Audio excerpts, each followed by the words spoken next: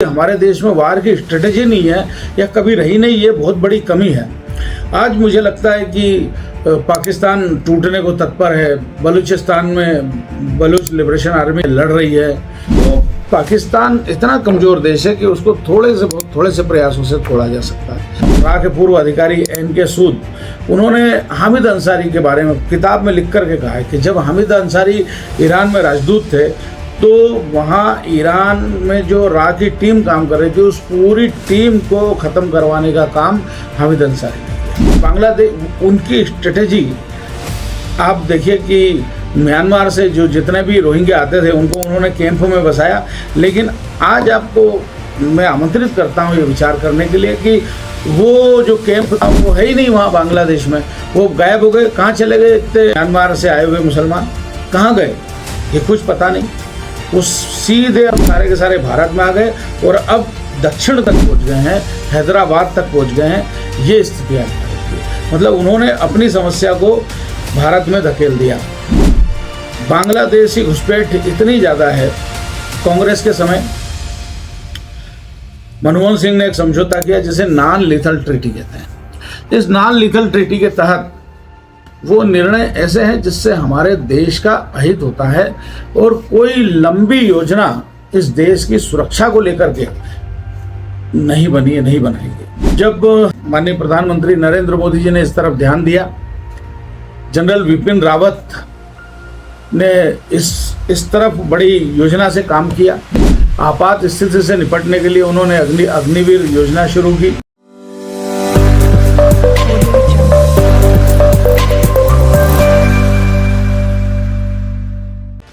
नमस्कार दोस्तों, मैं डॉक्टर चिंतामणि मालवी, प्रदेश उपाध्यक्ष भारतीय जनता पार्टी और विधायक आलोट, अपने यूट्यूब चैनल पर आपका स्वागत करता हूँ।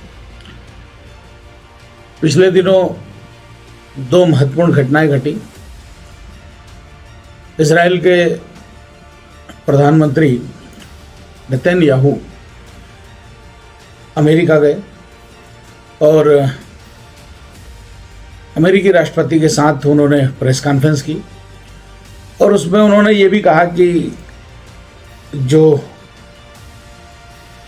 गाजा स्ट्रिप है, उस गाजा स्ट्रिप में चूँकि वो बहुत टूट गई है, हर बिल्डिंग तोड़ दी गई है और वहाँ रहने लायक जगह नहीं है। मलबा इतना ज़्यादा है कि वहाँ रहा नहीं जा सकता, मलबा इतना कहाँ फेंके।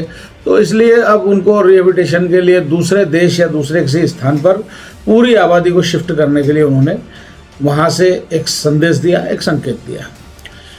दूसरा, फिर भी कुछ बिल्डिंग बाकी थी और हम देखते हैं कि अभी पिछले 8 दिनों पहले उन्होंने फिर से बमबारी शुरू की और युद्ध विराम का उल्लंघन किया। ऐसा क्यों है? ऐसा इसलिए है कि इजराइल ने बहुत पहले एक ग्रेटर इजराइल की योजना बना ली थी और जिसे वो अपनी प्रॉमिस्ड लैंड कहते हैं, जो मोजेस ने, जिसे मुसलमान मूसा कहते हैं, उन्हें प्रॉमिस किया था कि ये लैंड आपकी हमेशा रहेगी, ये आपकी फादर लैंड है। वो मदर लैंड नहीं बोलते, फादर लैंड बोलते हैं, ये आपकी फादर लैंड है।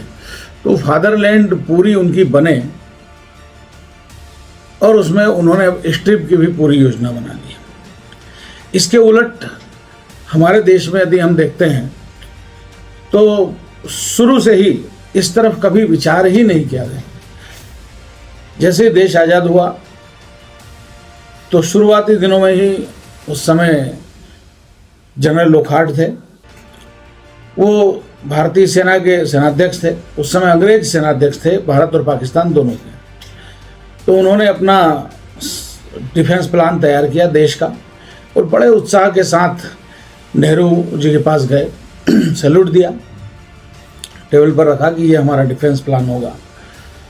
नेहरू जी ने उसे पलटा और टेबल पर पटक दिया और कहने लगे, rubbish, what rubbish is this, you know we believe in non violence, we do not have any security threat, police is good enough for our security needs. अपमानित होकर के लोखार्ट लौट आए। अनेक गलतियां उन्होंने की। हम देखते हैं कि जो पाक ऑक्युपाइड कश्मीर है, इसको भी केवल जनरल थिमैया ने 24 घंटे मांगे थे कि हमको केवल 24 घंटे और दे दीजिए, हम पूरा कश्मीर ले लेंगे और पाकिस्तानी इन्फिल्ट्रेटर्स से खाली करवा लेंगे। लेकिन वो खुद संयुक्त राष्ट्र संघ में चले गए। इसके अतिरिक्त हम देखते हैं कि ये जो बंदरगाह है पाकिस्तान का, ये ओमान के राजा के पास था, बादशाह के पास, और ओमान का बादशाह इस बंदरगाह को केवल 50 लाख रुपए में भारत को देने की उन्होंने पेशकश की। और नेहरू ने कहा कि नहीं, अब हमें इसकी इतनी दूर हम जा कर के क्या करेंगे, कराची के पास जो ये बंदरगाह, हमें इसकी ज़रूरत नहीं है। और हम देखते हैं कि यदि वो ले लिया होता तो आज युद्ध की स्ट्रेटेजी के तहत हमारे लिए बहुत उपयोगी होता। उसी तरह चाइना भी आया और चाइना की सेना को रसद देने का काम वो नेहरू जी ने किया, और किस तरह पंचशील समझौता किया और किस तरह चाइना को तिब्बत हड़प लेने दिया, यह कहते हुए कि तिब्बत में जो है वो फ्यूडल रूल है, वहाँ सामंतवादी शासन है, इसलिए चीन का कब्जा कर लेना बहुत अच्छा है, शुभ है। ऐसी अनेक गलतियां हमारे देश में होती रही। जब मोरारजी देसाई प्रधानमंत्री थे तो उन्होंने पाकिस्तानी जो जियाउल हक तानाशाह थे, उनसे उनकी बड़ी दोस्ती थी, बात करते थे फ़ोन पे, तो उन्होंने सारे अपने जो रा के जासूस हैं उन सब की सूची उनको दे दी कि हमें मालूम है कि आप परमाणु बम बना रहे हो, आप ऐसा ऐसा कर रहे हो, और उन्होंने पूरी सूची उनको दे दी। और हम देखते हैं कि केवल एक ही रात में पूरे पाकिस्तान में रा का जो पूरा सेटअप था वो ध्वस्त हो गया, सारे लोग मार दिए गए। बदले में हम देखते हैं कि केवल एक आदमी को निशाने पाकिस्तान, 2 लोगों को दिया, दिलीप कुमार को भी दिया, लेकिन मोरारजी देसाई को निशाने पाकिस्तान दिया।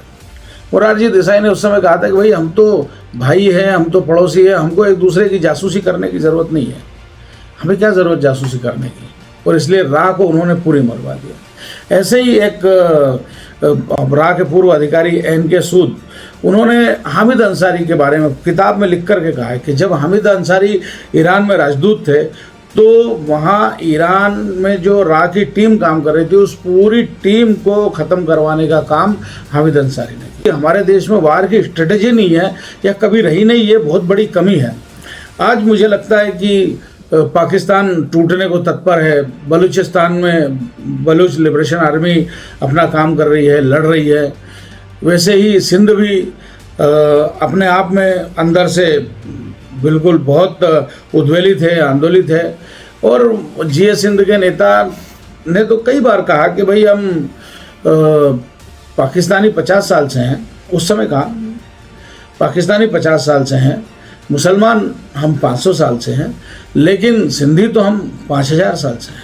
तो उनकी सिंधी पहचान को लेकर के उधर हम देखते हैं कि तहरीक तालिबान TTP जो है वो अलग वो कर रहे हैं।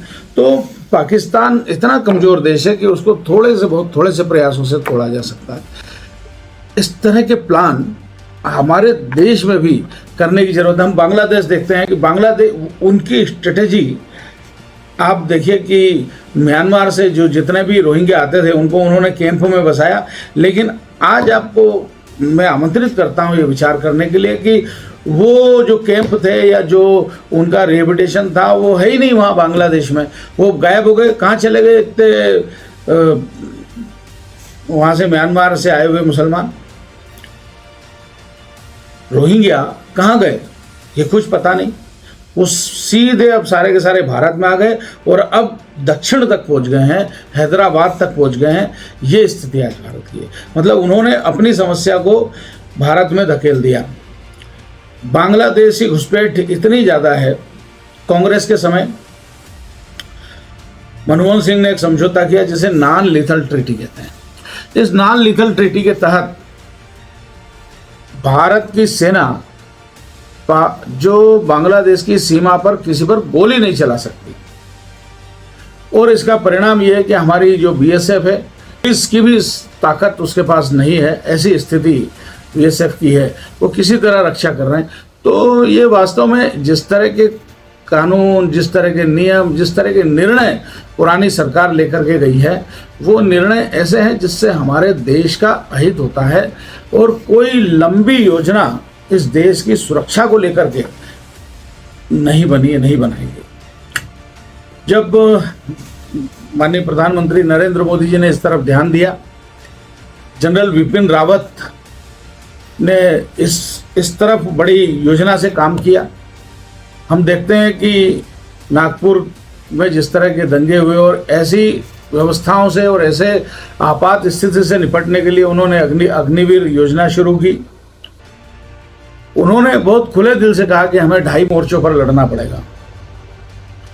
उस समय बांग्लादेश की समस्या नहीं थी, नहीं तो वो जरूर कहते कि हमें 3.5 मोर्चों पर लड़ना पड़ेगा।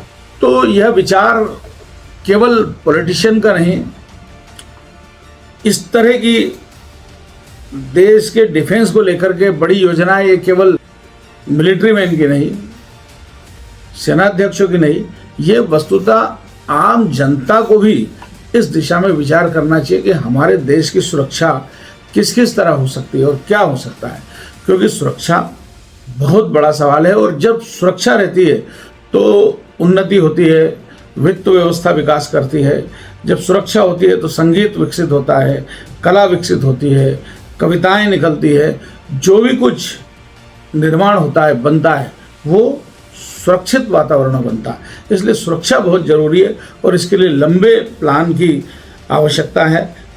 कांग्रेस अपने समय में जितना नुकसान करके गई है उसकी भरपाई होना तो बहुत मुश्किल है, लेकिन फिर भी मुझे लगता है कि हम सबको इस दिशा में विचार करना चाहिए कि हमारे देश के सामने क्या क्या थ्रेट है, क्या क्या चुनौतियां हैं और उन सबको हम सब सहभागी होकर के कैसे निपटेंगे, ऐसा मेरा आग्रह है।